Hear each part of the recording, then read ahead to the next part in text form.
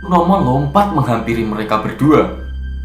Ia memegang tangan Suno untuk sama-sama melihat keadaan si Hendro. Namun ngerinya lagi, bola matanya berubah menghitam semuanya.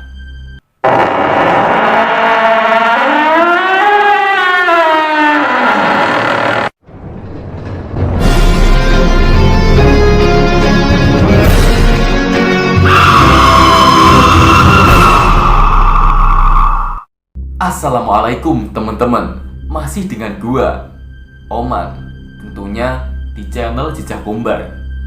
Oh iya, kali ini masuk di bulan Ramadan teman-teman. Gimana kabar puasanya kalian? Udah ada yang bolong apa belum? Ya udah, gua ucapin selamat menjalankan ibadah puasa bagi teman-teman yang menjalankan. Semoga tetap lancar sampai dengan akhir bulan. Oh iya, kali ini masih dengan segmen horor sebelum tidur.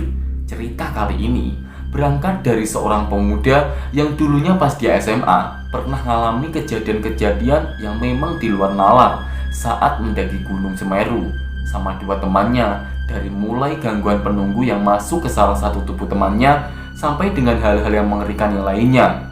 Niatnya sih mau healing, malah jadi bikin merinding ngadepin kejadian-kejadian gaib yang mengganggu mereka saat itu. Kira-kira seperti apa cerita dari mereka itu? Kejadian apa aja yang mereka temui saat di perjalanan mendaki Gunung Semeru? Tonton video ini terus. Gak usah banyak ngomong lagi sob. Kalian udah pada siap? Horor sebelum tidur mulai.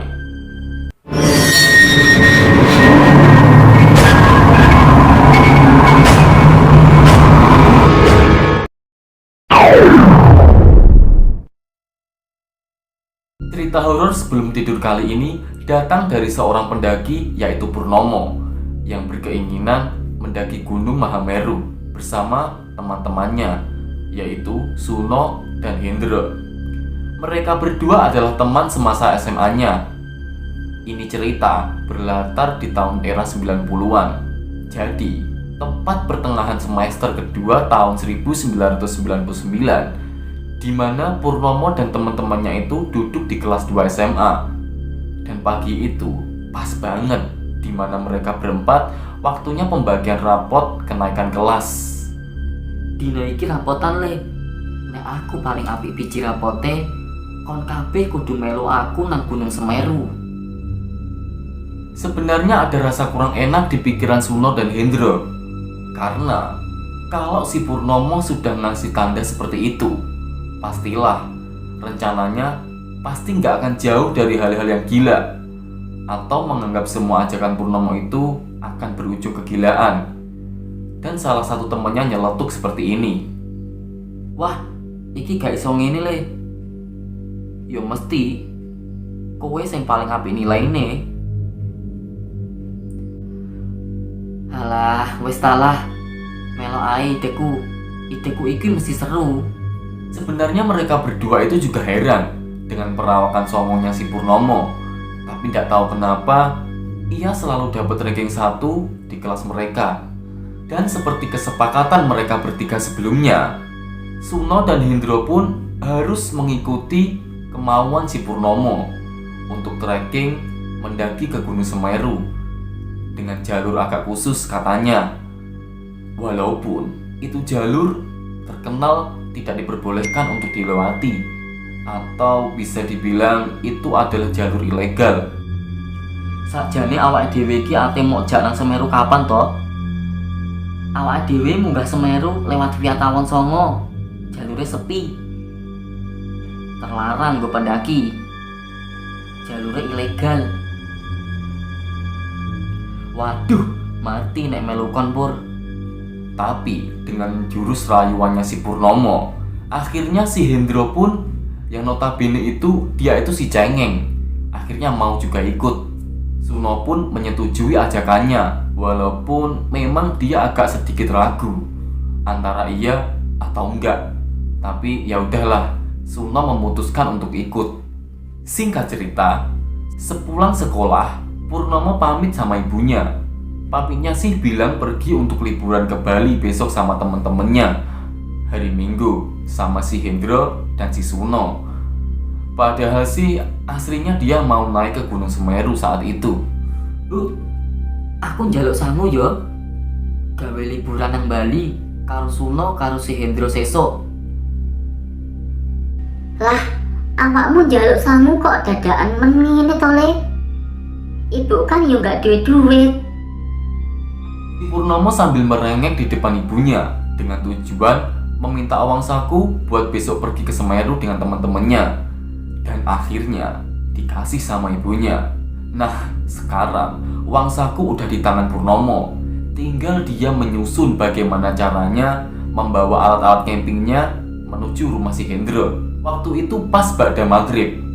Pas ayah, ibu, dan Purnomo berjamaah di musola samping rumahnya, ia langsung membawa tas beserta isinya ke rumah si Suno. Setelah itu, mereka janjian pukul 3. Minggu dini hari, mereka akan berangkat menuju di desa Tawon Songo menggunakan jasa mobil pickup saat itu. Waktu yang ditunggu-tunggu mereka pun udah datang. Mereka menaiki mobil pickup bersamaan dengan para pedagang dari kota. Tujuan pickup ini jurusan Tempeh ke Pasru Jambe. Ya memanglah perjalanan kali ini lumayan agak lama. Mungkin sekitar 3 jaman mereka dengan saling ngobrol dengan sesama penumpang yang ada di dalam pickup itu. Salah satunya yaitu Lek Slamet. Lek Slamet merupakan pencari ijuk aren dan kembang ijuk bahan baku sapu yang biasanya dipakai di rumah-rumah di desa mereka. Jane kate nang endi to, Rek? Kok mringsong tas gede-gede ngono iku? Ajeng teng Semeru, Pak Lek. Lah sampean arep nang endi? Aku penggaweane golek ijuk. Nek arek-arek gelem, mengko munggah bareng aku apa piye? Lah, ning nyapo? Kowe gak padha wedi mau munggah cah telu. Nek kowe kabeh wis pernah teko Bunda Ratu, dalane akeh cawange. Apa kowe wis pernah rono? Nek kuwi awake dhewe wis kulino Pak Lek munggah Semeru. Mesti awake dhewe tekan mesti selamat. Sebenarnya Lek Slamet mulai curiga dengan gerak-gerik mereka bertiga dan mulai meragukan kemampuan mereka bertiga lagi. Dan memang bener menurut perkiraannya, mereka belum pernah sekali naik Semeru via Tawon Songo. Mereka berbohong kalau pernah naik ke gunung itu kepada Pak Lek. Setelah melewati beberapa desa, mereka sampai di Pasar Pasru Jambe, yang itu merupakan terminal terakhir dari angkutan yang mereka naiki saat itu. Suasana saat itu memang masih pagi sekali. Nuansa-nuansa khas pedesaan. Dengan semangat yang menggebu-gebu, mereka bertiga mengikuti Lek Slamet yang mereka anggap sebagai pemandu tur, atau bisa dibilang tour guide gratisan untuk naik Gunung Semeru nanti. Lalu Lek Slamet mengajak mereka jalan dari Pasru Jambe ke Tawon Songo dengan jalan kaki saja.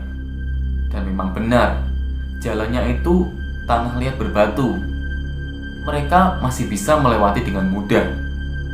Mungkin karena masih tergolong itu adalah jalan pedesaan. Emang cukup lebar. Mereka jalan sambil berbagi cerita dengan Lek Slamet dan beberapa kawan-kawan Lek Slamet.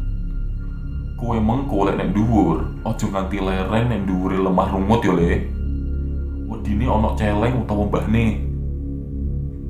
Usahakno nek kate leren golek panggon lemah resik karo lumut.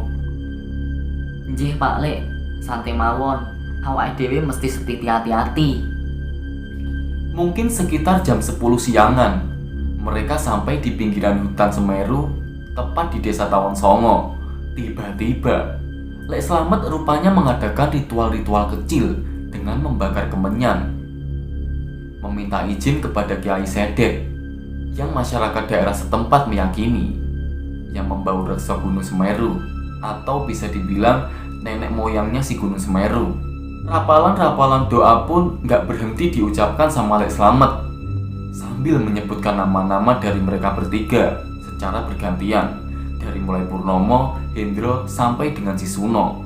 Katanya sih untuk keselamatan mereka bertiga nantinya.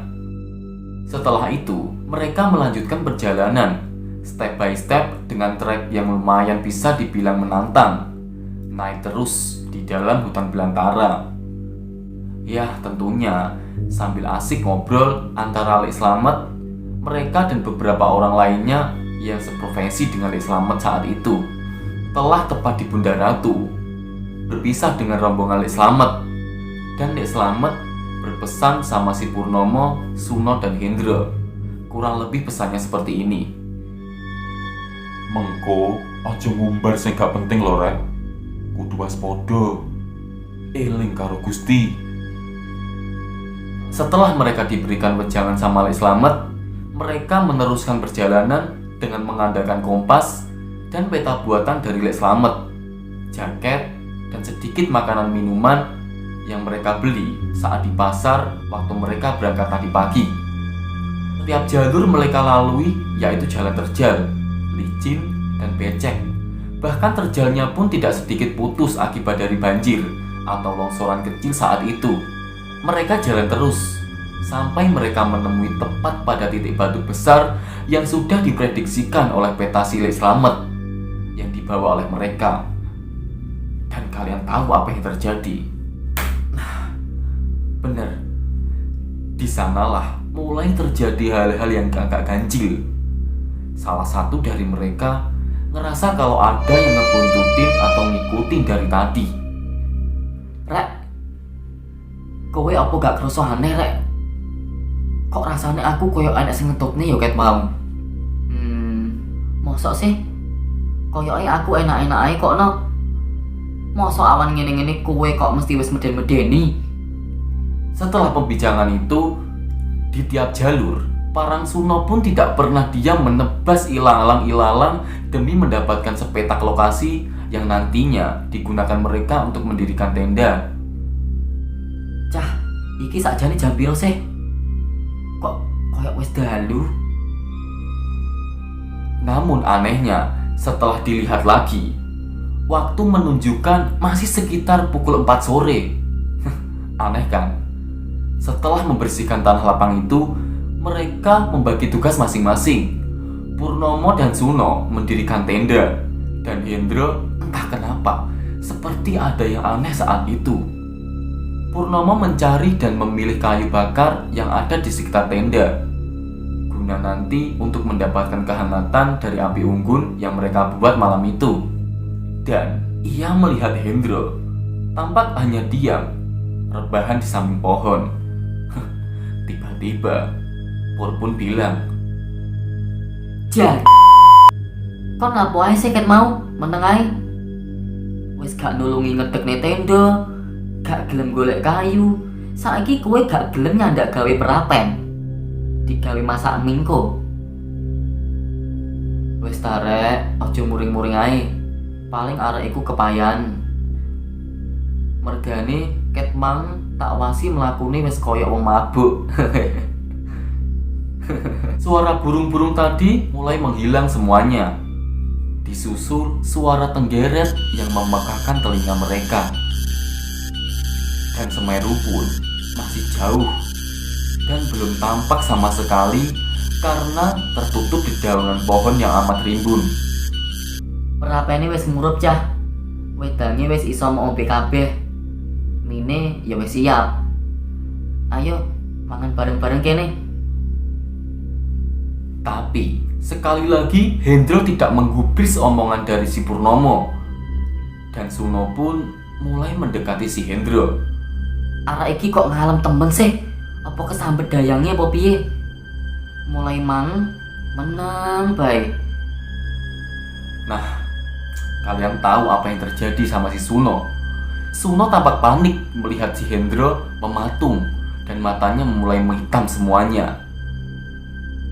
Aduh mbok, delon Hendro le, matane ireng kabeh. Kena apa arek iki le? Sontak Purnomo lompat menghampiri mereka berdua. Ia memegang tangan Suno untuk sama-sama melihat keadaan si Hendro. Si Purnomo mengamati setiap bagian dari tubuh si Hendro. Namun ngerinya lagi, bola matanya berubah hitam semuanya. dan tampak dia masih duduk bersender di kayu. Benarnya Purnomo bingung, takut, dibumbui rasa ingin lari saja melihat kondisi itu. Tapi bagaimanapun juga, dia yang mengajak Suno dan Hendro. Otomatis dia yang harus bertanggung jawab penuh bila ada sesuatu yang terjadi pada mereka.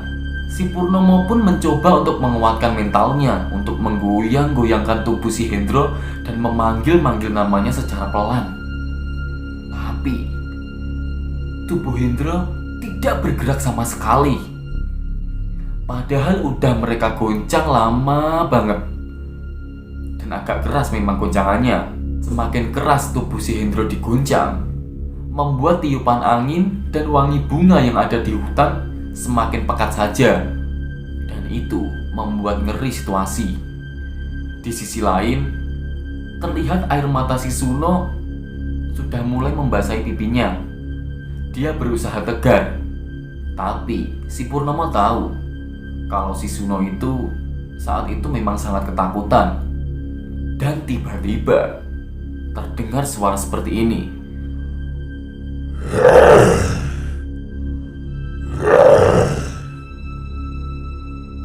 Kowe kabeh sopo? Nandang opo? Kon kabeh dolan ning rene. Getihmu saka golongan opo?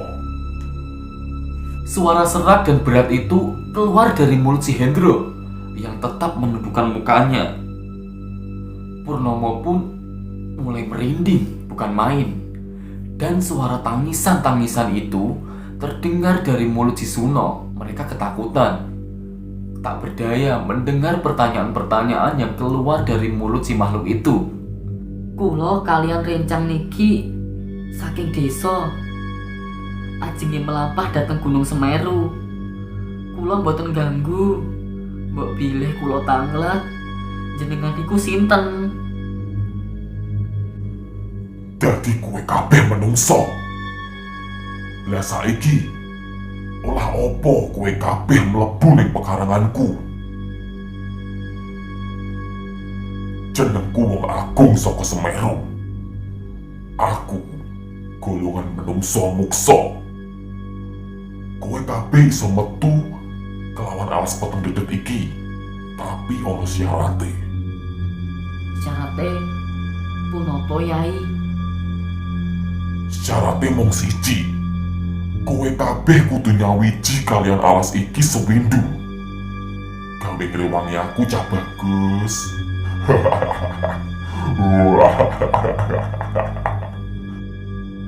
Saat itu pikiran mereka kalang kabut mendengarnya dan tidak menyangka kalau mereka semua masuk ke dimensi lain, yaitu dimensi antara alam gaib dan alam nyata mereka. Dengan sedikit berjalan mundur, Purnomo dan Suno menahan rasa ingin larinya, tapi mereka sadar kalau mereka lari, maka Hendro pun dapat dipastikan akan hilang, entah mati atau entah ditelan di hutan itu. Purnomo saat itu nggak berhenti berusaha membaca doa-doa yang ia hafal, berusaha berdoa meminta pertolongan pada Allah. Begitu juga si Suno melakukan hal yang sama saat itu. Tapi anehnya lagi, makhluk yang ada di dalam tubuh Hendro itu bahkan tidak ada respon sama sekali. Ia tetap tertawa terbahak-bahak, membahana, bahkan seakan memenuhi isi di hutan yang gelap.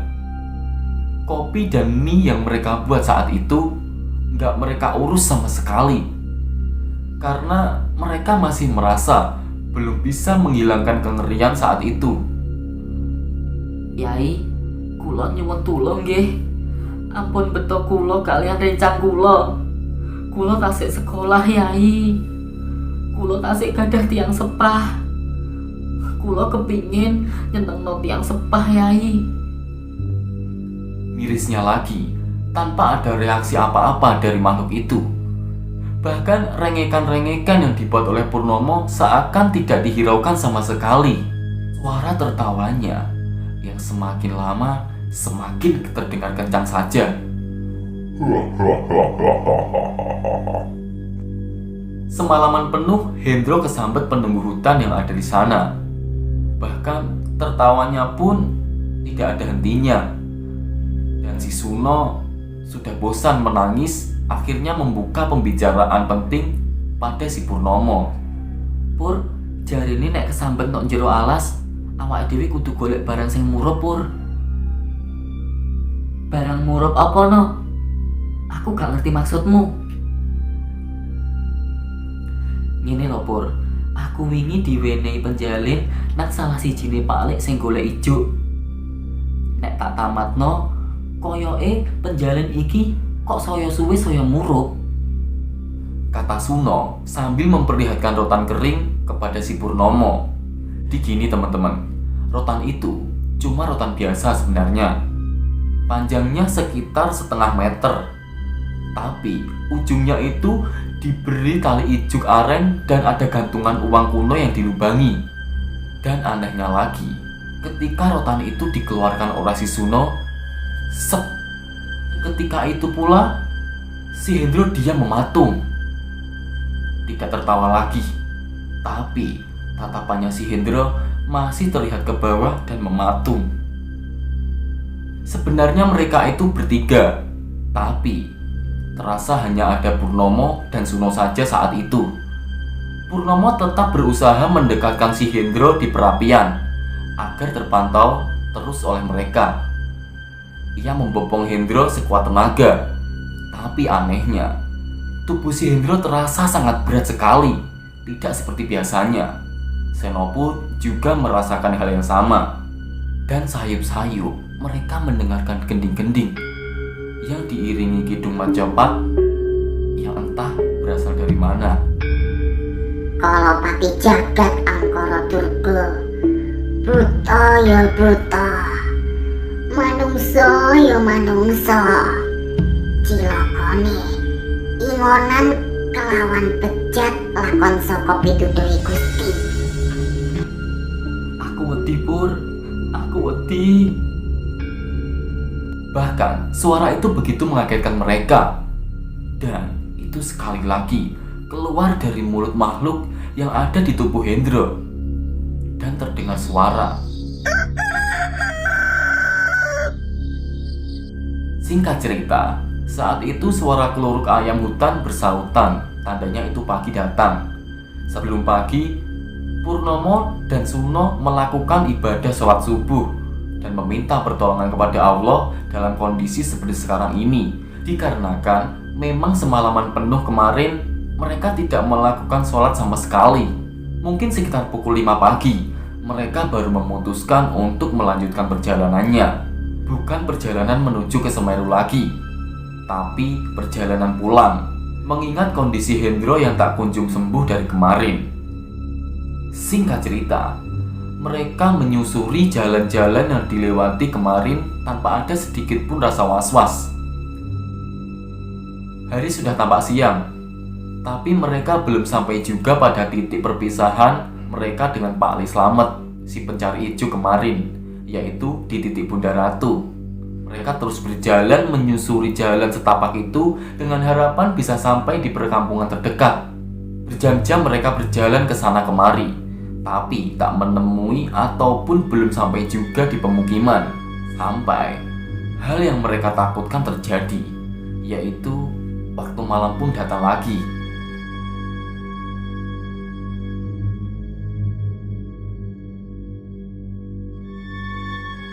Purnomo berinisiatif mendirikan tenda lagi di tanah yang lumayan datar. Suno nampak mendudukan Hendro yang sedari tadi digandengnya. Setelah tenda terpasang, seperti biasanya, Purnomo membuat perapian yang agak ke bawah dari tenda. Soalnya, tanahnya pun bisa dikatakan tanah miring. Keanehan terjadi lagi. Ketika rotan itu diangkat oleh Suno, Hendro pun bisa bergerak. Tapi, ketika tongkat rotan itu dimasukkan ke jaketnya si Suno, si Hendro tampak diam dan mematung. Dan jika dia dibopong, terasa sangat berat sekali. Sebenarnya ada apa sih dengan rotan itu? Sebenarnya mereka menyadari kalau kemarin mereka belum makan sama sekali. Dan akhirnya mereka bisa makan minum, bahkan sambil ngopi. Tampak saat itu, Purnomo duduk diam sambil melinting tembakau yang ia buat guna untuk merokok. Dan ia mulai membakar rokok itu dan ia menghisapnya dalam-dalam. Ia sepertinya memikirkan hal yang menurutnya juga bingung untuk dia pikirkan saat itu. Dan ia pun seketika mulai melamun. Woi, kowe aja ngelamun ae. Iki kopi. No, apa awakmu wedi? Nek aku wis gak ngurus no. Aku wis gak wedi blas saiki. Nek wayahe mati, yo mesti mati le. Tapi aja saiki. Aku lho durung labi. Obrolan mereka berdua terasa asik saat itu. Meskipun mereka berdua sebenarnya memang sama-sama mengerti akan keadaan yang mereka temui nanti malam. Waktu itu hari udah mulai petang.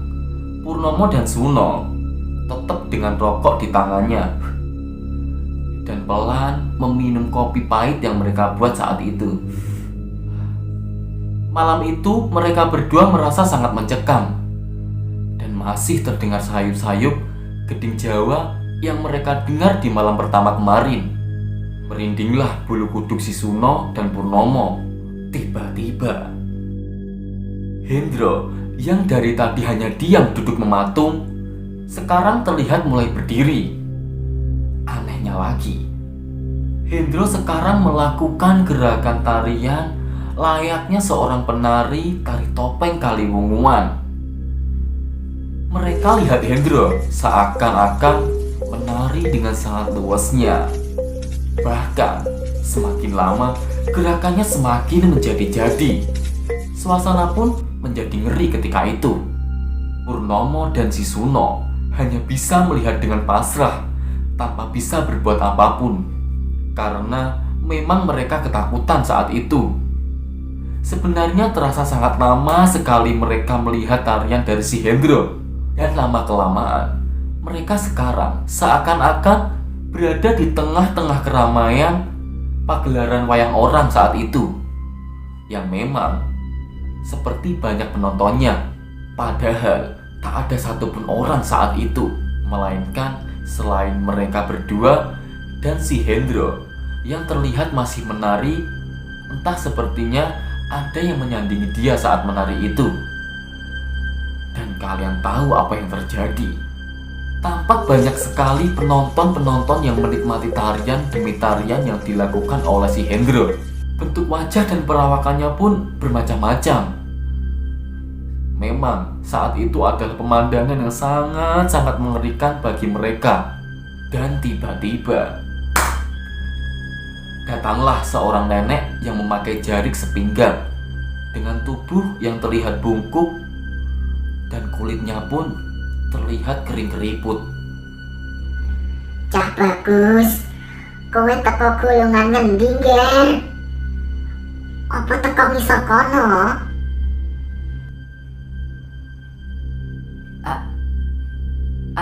Anu mbah, kulo saking kampung ngisor.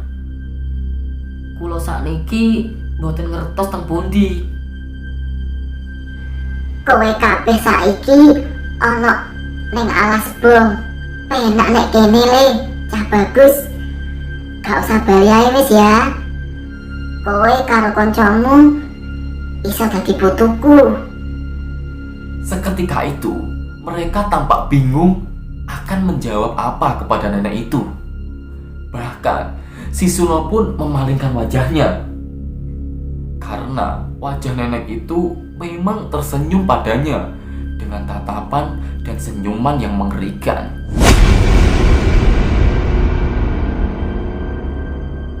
Dan sekali lagi nenek itu terlihat tersenyum menakutkan ke Purnomo dan Suno.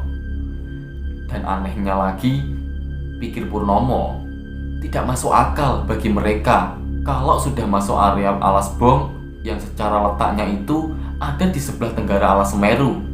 Padahal mereka selama ini menuju barat laut. Beberapa ratus kilometer lah yang mereka tempuh hanya waktu sehari. Ini bahkan gak mungkin sama sekali. Pasti mungkin ini ada yang aneh. Kalaupun itu iya, kenapa mereka tidak pernah bertemu satupun pencari ijuk sedari tadi? Harusnya paling enggak mereka kan bisa bertemu dengan pencari ijuk entah satu ataupun dua orang. Tiba-tiba mereka dikagetkan si Hendro, atau lebih tepatnya makhluk yang ada di dalamnya. Dengan secepat kilat, makhluk itu menendang nenek itu. Dan mulailah terjadi pertarungan di antara mereka dan membuat situasi semakin mengerikan. Wong agung saka Semeru ora sudi. Ojo sampai kowe ngoyak lan nyilakakno bocah-bocah kuwi. Terlihat Hendro berteriak sambil menginjak-injak kepala nenek itu ke tanah. Dan muntahan darah keluar dari mulut nenek itu. Rintihan kesakitan terdengar jelas oleh mereka. Ampun, ngapunten Ndara. Kula mboten ngertos nek bocah-bocah kuwi ingon-ingonan Ndara. Ampun Ndara, ampun. Akhirnya Hendro melepaskan si nenek itu dan lari meninggalkan Purnomo dan Suno di kerumunan penonton-penonton pagelaran wayang tersebut. Semua mata dari penonton-penonton itu seakan-akan mengarah pada mereka, seakan ingin menguliti mereka dan memakan tubuh mereka hidup-hidup. Tapi rasa takut sudah tidak pernah menghiraukan. Yang ada cuma berdoa, dan berdoa. Bagaimana caranya agar mereka bertiga bisa keluar dengan selamat dari hutan itu. Dan singkat cerita, setelah kejadian mengerikan itu selesai, mereka mulai duduk di depan perapian. Suno tampak menggigil, entah karena takut, dingin, atau bahkan lapar. Yang Purnomo tahu saat itu, Suno pun juga ikut merasakan hal yang sama. Takut saat masuk ke alam gaib itu. Awake dhewe iki sakjane ya apa sih, Lek? Aku wis gak kuat iki. Aku pengen mulai hae.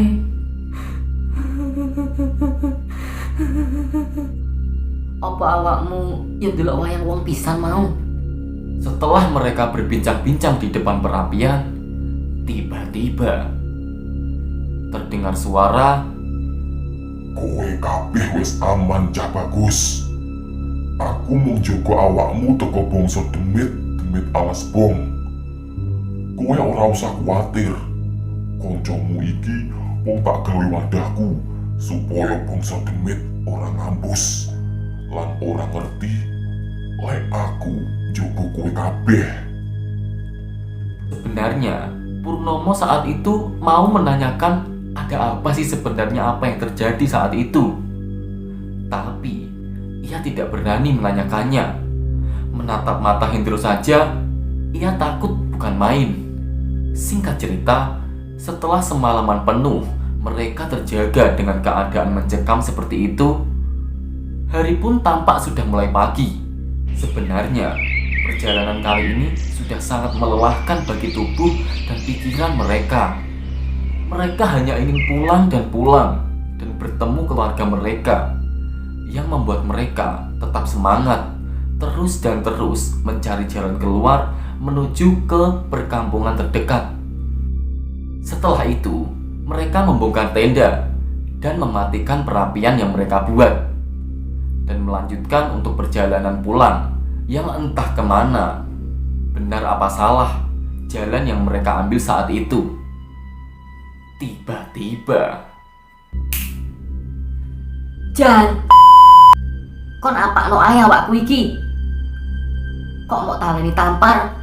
Nah, kalimat itu keluar dari mulut Hendro yang seperti biasanya. Mereka pun langsung memandangi si Hendro dan memastikan apakah masih kesambet, apakah dia sudah normal. Lah apa kowe mentelengi aku? Apa aku maling? Seketika Purnomo memeluk Hendro karena ia yakin Hendro sekarang sadar. Bola matanya pun yang hitam sudah tampak normal lagi. Dan nada bicaranya pun memang ciri khasnya sudah kembali normal. Sebab Hendro suka sekali misuh atau mengeluarkan kata-kata kotor kalau sedang marah ataupun jengkel. Dan Suno pun memeluk Hendro sambil menangis. Hendro pun tampak sangat kebingungan sekali. Dia tidak mengerti kenapa Purnomo dan Suno memeluknya sambil menangis merengek seperti itu. Mereka akhirnya menceritakan pada si Hendro kalau si Hendro sudah 2 malam utuh dia kesambet dan mereka bertiga masuk ke dunia gaib yang entah dia nggak ngerti sama sekali. Hendro pun tampak kebingungan. Hendro yang awalnya marah-marah risih karena dipeluk oleh mereka, akhirnya malah gantian memeluk Purnomo dan Suno karena ketakutan mendengar cerita barusan. Dan si Hendro bilang, Jan, untung aku gak digawa cok. Lah aku gak kerasa apa-apa ya. Sing aku ilingi yo pas melaku sakwise pisah karo Lek Slamet. Terus aku disopo wong tuwa nek dalan Kalimati. Lah saiki aku kok yo koyok ngene. Ditaleni tampar pisan. saat itu kesedihan mulai campur aduk dengan rasa bahagia. Karena sepertinya si Hendro sudah mulai tampak normal lagi. Purnomo dan Suno pun bersujud syukur karena makhluk yang ada di dalam tubuh Hendro udah pergi, pikirnya. Tapi setelah itu kalian tahu apa yang terjadi. Hendro dan Suno merengek karena kelaparan. Tapi naasnya lagi, persediaan makanan mereka sudah habis. Air minum, kopi entah habis atau raib entah kemana. Bahkan air mineral pun tinggal seteguk saja isinya. Singkat cerita, mereka mencoba untuk menaiki jalur naik turun, jalan terjal untuk mencari makan dan air minum. Namun, sama sekali mereka tidak mendapatkannya.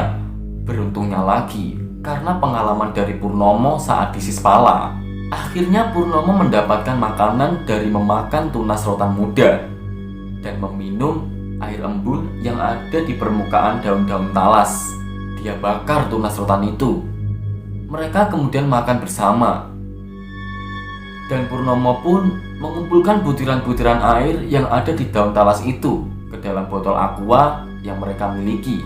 Karena perlu kita ketahui, saat kita berada di belantara rimba, hanya ada kata survive or die, bertahan hidup atau mati.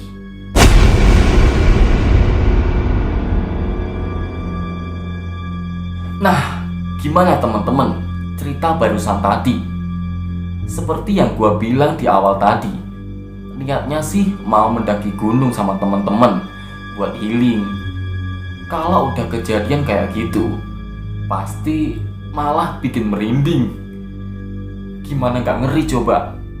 Coba aja kalian pikir, pas teman kalian tiba-tiba kesurupan saat kita melakukan pendakian gunung.